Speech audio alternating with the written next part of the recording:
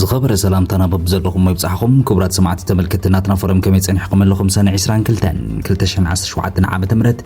حزيز بصحنا زينات اللوم مزخونه وجن عين سلفن جنرال جون مديد حد كابل علوت وتادراو مرحتي حيلታት ትግራይ ዝኾነ ጀነራል ዮሐንስ ወልደ ጊዮርጊስ ነቲ ኣብ መንጎ ሓይልታት ትግራይ መንግስቲ ኤርትራን ዘሎ ምትእስሳር ዝምልከት ወረታት ናይ ህዝቢ ጥራይ ክብሉ ነፂጎምሎም ካልእ ተወሳኺ እንታይ ይባሃለሎም ነዚ ዘረባ ጀነራል ጆን መዲድ ስዒቡ ዝዋሃብ ዘሎ ርእይቶም እናትና ፎረም ሒዛቶላም ጌታቸው የለንዶ ክብል ኣብ መድረኽ ዘስሐቀ ስሕተት ኣብ ቦምበር ህዝባዊ ወያነ ሓርነት ትግራይ ዶክተር ደብረጽዮን ገብረ ሚካኤል ኣብ ሓደ ዓቢ ህዝባዊ መድረኽ ንኣይተ ጌታቸው ረዳ ኣብ ክንዲ ኣይተ ኣማኑኤል ኣሰፋ ብስም ፀዊዖ ምትሳትፍቲ ኣስሒቆምሎም እዚ ዝተመልከተ ዜና ሓድሽ ምዕባለ ሒዝና ኣለና ወርቂ ኢትዮጵያ ናብ ጸልማት ዝስውር ሃፍቲ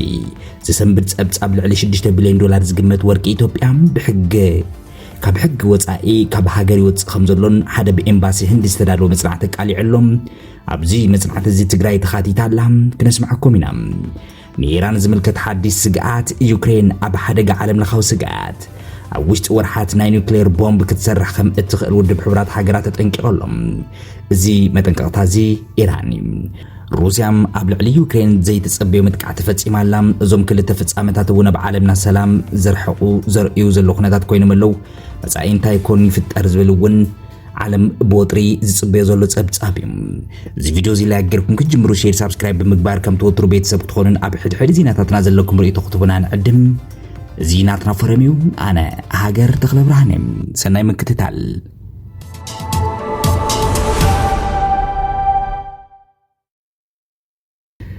ድምፂ ካብ ግንባር ጀነራል ጆን መዲድ ንዘሎ ወረታት መኸተ ይበሎም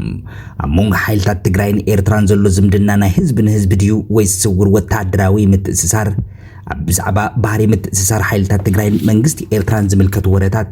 ግምታት እንዳነፈሰሉ ኣብ ዘሎ እዋን ሓደ ካብ ላዕለዎት ወታደራዊ መራሕቲ ሓይልታት ምክልኻል ትግራይ ዝኾኑ ጀነራል ዮሐንስ ወልደ ጊዮርጊስ ጆን መዲድ ነቲ ዘሎ ወረታት ብትርብ ብንጻግ እቲ ምትእስሳር ካብ ናይ ህዝቢ ንህዝቢ ዝምድና ሓሊፉ ዝኾነ ይኹን ፖለቲካዊ ወታደራዊ ትሕዝቶ የብሉን ክብሉ ኣፍሊጦምሎም ጀነራል ዮሐንስ ብሳጎኦም ጆን መዲድ ዝፍለጡ ምስ ብራኸሸው ዝተባሃለ ማዕከን ዜና ኣብ ዝነበሮም ጻንሒት ነቲ ኣብ ዶብ ትግራይን ኤርትራን ዝረአ ዘሎ ማሕበራውን ቁጠባዊ ምንቅስቓስ ፍጹም ተፈጥሯዊ መርአያ ናይ ሓድነት ህዝቢ ምዃኑ ብምግላጽ ከምቲ ኣብ ዶብ ሶማልን ኢትዮጵያን ዘሎ ህዝቢ ዘራኽብ ከምቲ ህዝቢ ዓፋር ዒሳን ኣብ ዶብ ጅቡቲ ዘራኽብ ህዝቢ ትግራይን ኤርትራን ምትእስሳር ምፍጣሩ ካብ ባህሪ ወፃኢ ኣይኮነን ክብሉ ድማ መብርሂ ሂቦም ኣለዎም ብተወሳኺ ንሕና ናብኡ ኸይድና ኤምባሲ ከፈትናን ፍሉይ ቁጠባዊ ስምምዕ ይገበርናን ወታደራዊ ውዕል እውን የብልናን እዚ ዘሎ ምትእስሳር ናይ ህዝቢ ንህዝቢ ጥራይ ክብሉ ኣትሪሮም ተዛሪቦም ይኹን እምበር እዚ መግለፂ እዚ ካብ ገለ ላዕለዎት ኣመራርሓ መንግስቲ ፌደራል ማለት እውን ኣይተ ጌታቸው ረዳ መንግስቲ ኤርትራ ኣብ ልዕሊ ህዝቢ ትግራይ ሕልቂት ዘርኢ ፈጺሙ እናበሉ እንተወሓደ ቅሬታ ከይተሓተተ ምትእስሳር ምፍጣር ግቡእ ከም ዘይኮነ ብተደጋጋሚ ክሲ ከም ዘቕርቡ ዝፍለጥ እዩ ጀነራል ዮሐንስ ነዚ ክሲ ብዝምልከት ኣብ ዝሃቦ መልሲ እቲ ንባዕዳዊ ሓይሊ ብምዕዳም ሕልቂት ዘርኢ ፈጺሙ ዝበሃል መንግስቲ ኤርትራ ንዓና ዝኸሰሉ ሞራላዊ ብቕዓት የብሉን ክብሉ ተኸላኺሎም ኣሎም እዚ መግለፂ እዚ ነቲ ኣፍሪካ ኢንተለጀንስ ዝተባሃለ ትካል ኣብ መንጎ ሰበስልጣን ኤርትራን ወታደራዊ መራሕቲ ሕወሓትን ስውር ዝምድና ተጀሚሩ ዝብል ኣብ ዝወፅኦ ጸብጻብ ዝቃወም እዩ ሽዑ እዋን ክልቲኦም ወገናት ነቲ ጸብጻብ ከም ዘይቀበልዎ ምግላጾም ዝዝከር መወዳእታ ጀነራል ዮሐንስ ብዛዕባ ውግእ ተሓቲቶም ንሕና ንመንግስቲ ፌደራል ንምውጋእ ምስ ኤርትራ ወጊና ኣይንዋጋእን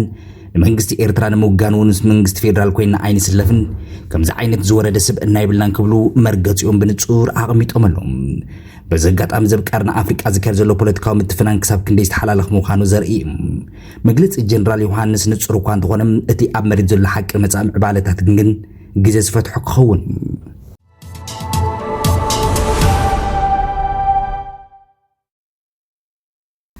ኣብ መንጎ ዘረባ ህዝቢ ዘስሐቐ ዘረባ ዶክተር ደብረጽዮን ገብረ ሚካኤል ኣብ ቦምበር ህዝባዊ ወያነ ሓርነት ትግራይ ፕሬዝደንት ኣብ ቦምበር ህዝባዊ ወያነ ሓርነት ትግራይ ዶክተር ደብረጽዮን ገብረ ሚካኤል ኣብ ሓደ ዓቢ ህዝባዊ መድረኽ ዘጋጠሞም ዘሕፍር ግን ድማ ዘስሐቕ ተርእዮም ሰሙናዊ በዓላት ኣብ ትግራይ እንዳተኸበሩ ዘለውሉ እዋን ሓደ ካብቶም ዝዓበዩ መራሕቲ ዞባ ዝኾኑ ዶክተር ደብረጽዮን ገብረ ሚካኤል ኣብ መንጎ ህዝቢ ዘስሐቕን ዘገርምን ስሕተት ፈጺሞም እዚ ትርእዮ እዚ ነቲ ኣብ ውሽጢ ሕወሓት ዘሎ ፖለቲካዊ ምቅያራት ዘንጸባርቕ ድዩ ወይስ ስሕተት ምላሽ ጥራይ ዝርዝር ጸብጻብ ኣብ ቀረባ እዋን ትግራይ ብተኸታታሊ በዓላት ተጸሚዳ ጸኒሐ ከም መዓልቲ ሰማዕታት ጀሚርካ መዓልቲ ዓወት መቐለ ሰነ 21 እንዳተባሃለ ኣብ ኩሉ ኩርናዓት ዞባ ህዝባዊ ኣኼባታት በዓላትን ከም ዝካየድ ዝፍለጥ እዩ ኣብ ሓደ ካብዚኦም መድረኻት ዶክተር ደብረጽዮን ገብረ ሚካኤልን ህዝቢ ቃል ከቡ ናብ መድረኽ ምስ ደየቡ ዘይተጸበየ ነገር ኣጋጢሞም ከምቲ ልሙድ ንኽብራት ኣጋይሽ ናብ መድረኽ ክዕድሙ ምስ ጀመሩ በሃንደበት ክቡር ኣይተ ጌታቸው ረዳ ክብሉ ነቲ ህዝቢ ኣውጆም ኣብቲ እዋን ኣይተ ጌታቸው ረዳ ኣብቲ ቦታ ይነብሩን እዚ ድማ ንተሳተፍቲ እቲ ኣኼባ ንግዚኡ ዘሰንብድን ዘገርምን ተሪኦ ኮይነሎም ኣብ ክንዲ ኣይተ ጌታቸው ክጽዋዕ ዝነበረቲ ኣብ ናይ ሕወሓት መዋቅር ስልጣን ቀዳማይ ምክትል ሊቀመንበር ተኪኡ ዘሎ ምክትል ሊቀመንበር እቲ ውድብ ሕወሓት ዝኾነ ኣይተ ማንኤል ሰፋኢ ነይሮም ዶክተር ደብረጽዮን ስሕተቶም ብቁልጡፍ ምስተረድኡ ብምስሓቅ እውን ጌታቸው የለንዶም ጌታቸው የለን ክብሉ ነቲ ህዝቢ ብምሕታት ብምንዝራብ እውን ነቲ ኩነታት ፈቲሖሞም እዚ ተግባር ድማ ንብዙሓት ተሳተፍቲ ዘስሓቀ ኮይኑ ብፍሉይ መልክዑ ዝረአ ወይ እውን ዓብይ ተጋንፎ ከም ዘይኮነ እውን ርእይቶ ወሃብቲ ኣብቲ ተቆሪፁ ዝተጠቃሚ ማሕበራዊ ሚድያ ዝዘዋወሩ ዘሎ ቪድዮም ጽሑፎም እዚ ተርእዮ እዚ ግን ኣብ ማሕበራዊ መራኸቢ ብዙሓን ሰፊሕ ዘረባ ከም ዝፈጠረ ዝፍለጥ ኮይኑ ገሊኦም ናይ ስሕተት ምላሽ ጥራይ ክብሉ ከለዉ ገሊኦም ድማ ነቲ ኣብ ውሽጢ ሕወሓት ዘሎ ፖለቲካዊ ምቅያር ናይ ስልጣን ምትኽኻእ ዘርኢ ተርእዮ ይኽብሉ ይትንትነሎም ዝኾነ ኮይኑ እዚ ዘስሕቕ ፍጻመ እዚ ንዶክተር ደብረጽዮን ገብረ ሚካኤል ሓደ መዓልቲ መንጎ ህዝቢ መዘራረቢ ከም ዝኾኑ ገይርዎም ዒለሎም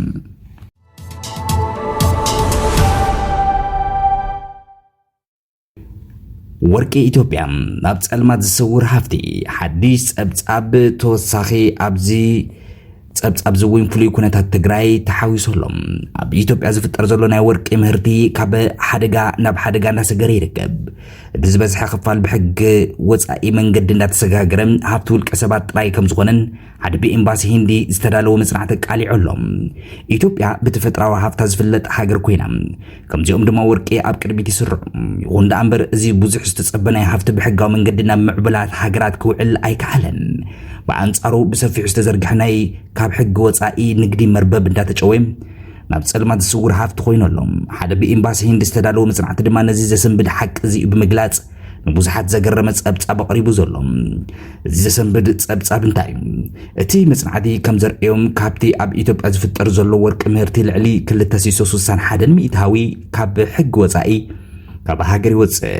እዚ ድማ ንሃገር ዝጠቅም ወፃኢ ምንዛረ ከየምፅእ ናብ ውልቀ ሰባት ጁባ ጥራይ ዝኣቱ ገይርዎ ኣሎም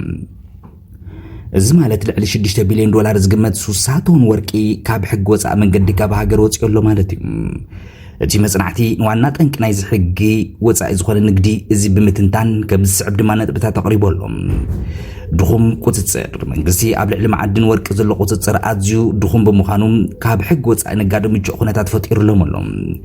ቢሮክራሲ ንሕጋውያን ወርቂ ለኣኽቲ ዝወሃብ ፍቓድ ኣዝዩ ዝተሓላለኸን ነዊሕን መስርሕ ስለ ዘሎም ብዙሓት ናብ ካብ ሕጊ ወፃኢ መንገዲ ከም ዝኣቱ ይገብሮም ኣሎም ምቁራፅ ስራሕ ዓበይቲ ትካላት ኣብ 2020 ከም ኣቆፃፅራ ኣውሮፓ 27 ዓበይቲ ናይ ወፃኢ ትካላት ካብ ስርሐን ምስተኣገዳ እቲ ዝነበረ ናይ ወርቂ መዓዲ ጉድጓዳት ካብ ሕጊ ወፃኢ ኣውፅእቲ ወርቂ ተወሪሩ ኣሎም ኣብዚ ጸብጻብ ፍሉይ ኩነታት ትግራይ ምምልካት ግድን እዩ እቲ መጽናዕቲ ኣብ ትግራይ ዝርአ ዘሎ ናይ ወርቂ ንግዲ ፍሉይ ትኹረት ሂቡ ኣሎም ኣብቲ ዞባ ካብ ሓደ ዓመት ንነጀው ናይ ወርቂ ምውፃእ ፍቓድ ምእጋድ ካብ ሕጊ ወፃኢ ንግዲ ከም ዝባርኽ ገሊጹ ኣሎም ይኹን እምበር ኣብ 9 ኣዋርሕ ጥራይ 10 ቶን ወርቂ ብሕጋዊ መንገዲ ናብ ሃገራዊ ባንኪ ከም ዘእትወን እዚ ድማ ከም ዝሓለፈ ዓመት ብ4 ዕፅፊ ዝበዝሐ ምዃኑ እቲ መጽናዕቲ መላኺቱ ኣሎም ብኻልእ ወገን ህንዲ ካብ 2023 ክሳብ 28 ከም ኣቆፃፅራ ኣውሮፓ ንኢትዮጵያ ካብ ቀረፅ ነፃ ጌራ ናይ ማዕድን ምርትታት ክትኣታቱ ከም እትፈቅድ እውን ገሊፃ ኣላ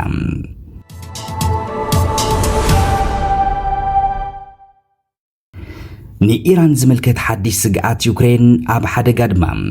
ናይ ኢራን ዩራኒየም ናበይ ተሰወረ ሩስያ ኣብ ልዕሊ ዩክሬን ዘይተጸበየ መጥቃዕቲ እውን ፈጺማላ ብተወሳኺ ሓንቲ ኢራናዊት ጋዜጠኛ መንጎ ኩናት ዘርእየቶ ትብዓት ዓለም ለኻዊ ሽልማት እውን ተዋሂብዋ ኣብዚ ሰዓት እዚ ዓለም ብዙሓት ጸገማት ተጸሚዳ ኣላ ካብቲ ኣብ መንጎ ኢራንን ምዕራባውያን ሃገራት ዝረአ ዘሎ ናይ ኒውክሌር ስግኣት ጀሚርካ ክሳብቲ ኣብ ዩክሬን ዝካየድ ዘሎ ደማዊ ኩናት ኩሉ ኣብ ዓለምና ጸልማት ዘንጸባርቕ እዩ ኣብዚ መደብ እዚ ነዞም ሰለስተ ኩነታት ብዝርዝር ክንምልከት ኢና ኢራን ናይ ኒውክሌር ቦምብ ክንሰርሕ ወርሓት ጥራይ ዝተርፈና ክትብል ውድብ ሕብራት ሃገራት እውን ኣፍሊጦሎም ናይ እስራኤል ምዕራባውያን ትካላት ስለያ ኢራን ነቲ ዝነበራ ዩራኒየም ናብ ሓንቲ ፈታዊት ሃገር ከም ዘግዕዘቱ ዝገልጽ ጸብጻብ ምሰውጸም ውድብ ሕብራት ሃገራት ድማ ዘሰንብድ ሓበሬታ ፍሊጦሎም ኢራን ኣብ ውሽጢ ሓደ ወይ ክልተ ኣዋርሕ ናይ ኒውክሌር ቦምብ ንምስራሕ ዘኽእላ ዩራኒየም ክትውንን ከም እትኽእል ገሊጾሎም እዚ ድማ ንምዕራባውያን ሃገራት ዓብዪ ሻቅሎት ከም ዘእትዎም እውን ተገሊጹ እቲ ናይ ውድብ ሕብራት ሃገራት ናይ ኒውክሌር ተቆጻጻሪ ትካል ሓላፊ ዝኾነ ራፋኤል ግሮሲ ኣሜሪካ ኣብ ልዕሊ ኢራን ዘካየደቶ መጥቃዕቲ ነቲ ናይ ኢራን ዓቕሚ ብዙሕ ኣይጸልዋን ክብል ገሊጾሎም እዚ ድማ ምስቲ ፕሬዚደንት ዶናልድ ትራምፕ ዝብልዎ ብምሉእ እዕኒና የኢና ዝብል መግለፂ ዝጻረር እዩ ኢራናዊት ጋዜጠኛ ሳሃር ኢማማ ብድፍረታ ተሸሊማላ ኣብ መንጎ ኢራን እስራኤል ዝነበረ ጎንፂ ድማ ሓንቲ ኢራናዊት ጋዜጠኛ ሳሃር ኢማማ ኣብ ቀጥታዊ መደብ እንዳሃለወት ናይ ቴሌቪዥን ጣብያ ብመጥቃዕቲ ክድብደብ ከሎ ንሓደ ደቂቃ እውን ከይተሰናበደት ስራሓ ከም ዝቐፀለት ዝፍለጥ እዩ እዚ ትብዓታ ድማ ሽልማት ሲሞን ብሉይቫር ዝተባሃለ ዓብዪ ሽልማት ከም ዝወህባ ተገሊጾሎም እዚ ሽልማት እዚ ብፕሬዚደንት ቬንዙዌላ ኒኮላስ ማዱሮ እዩ ተዋሂብዋ እቲ ሳልሳይ ምዝ ተታሒዙ ዝግለጽ ጸብጻብና ሩስያ ኣብ ልዕሊ ዩክሬን ዘይተጸበየቶ መጥቃዕቲ እዩ ሩስያ ካብ ጀምር ኩናት ጀሚሩ ክሳብ ሕጂ ፈጺማቶ ዘይትፈልጥ ኣብ ሓደ ለይቲ 537 ናይ ኣየር መጥቃዕቲ ኣብ ልዕሊ ዩክሬን ከም ዘካየደ ተገሊጾሎም እዚ ድማ ጀት ሰብ ኣልቦ ነፈርቲ ሚሳኤላትን ዝሓወሰ እዩ ነይሩ ፕሬዚደንት ቭላድሚር ፑቲን ሰላማዊ ዘተ ድልዋት ምዃኖም ድሕሪ ምግላጾም እዚ መጥቃዕቲ ዝምፍጸሙ ብዙሓት ተገሪሞሎም እዞም ዜናታት እዚኦም ኣብዚ እዋን እዚ ዓለምና ከመይ ዝበለ ኩነታት ከም ዘላ ዘርኢ ኮይኖሎም ድሕሪ ጻውዒት ሰላም ሩስያ ንዩክሬን ብመጥቃዕቲ ዝፈጸመትሉ ኩነታት እውን እንታይ ይባሃለሎም እቲ ዝሰንብድ መጥቃዕቲ ጻውዒት ሰላም ምላሽ ኩናትን እቲ ን4 ዓመታት ዝቐጸለ ደማዊ ኩናት ሩስያን ዩክሬን ናብ ሓድሽ ምዕራፍ ተሰጋጊሩ ይመስል ሩስያ ብሓደ ለይቲ ጥራይ ንመላእ ዩክሬን ዘናውፅ ካብ ዝኾነ እዋን ዝበኣሰ ናይ ኣየር መጥቃዕቲ ከም ዘካየደት ተፈሊጡ እዚ ፍጻመ እዚ ነቲ ንሰላም ዝነበረ ተስፋ ከም ዘጸለመ እውን ንብዙሓት ዘሰንብድ ኮይነሎም ከምቲ ዋሽንግተን ፖስት ዝጸብጸቦ ሓይሊ ኣየር ዩክሬን ሩስያ ኣብ ሓደ ለይቲ ጥራይ 477 ሰብ ኣልቦ ነፈርቲ ከምኡ እውን 60 ሚሳኤላት ዝሓወሰ ብድምር 537 ናይ ኣየር መጥቃዕትታት ከም ዘካየደት ተፈሊጡ እዚ ድማ ካብ ምዕራባዊ ዩክሬን ጀሚርካ ንመላእ እታ ሃገር ዘጠቓለለ ሰፊሕ መጥቃዕቲ ከም ዝነበረን ሓላፊ ክፍሊ ኮሙኒኬሽን ሓይሊ ኣየር ዩክሬን ዝኾነ ዩሪ ኢህናት ንኣሶሺየትድ ፕሬስ ገሊጾሎም እዚ መጥቃዕቲ እዚ ፕሬዚደንት ቭላድሚር ፑቲን ንሓዲስ ዙር ናይ ሰላም ዘተ ኣብ ኢስታንቡል ድልዋት ምዃኖም ድሕሪ ምግላጾም ዝተፈጸመ ምዃኑ ነቲ ኩነታት ዝያዳ ዝተሓላለኸ ገይርዎሎም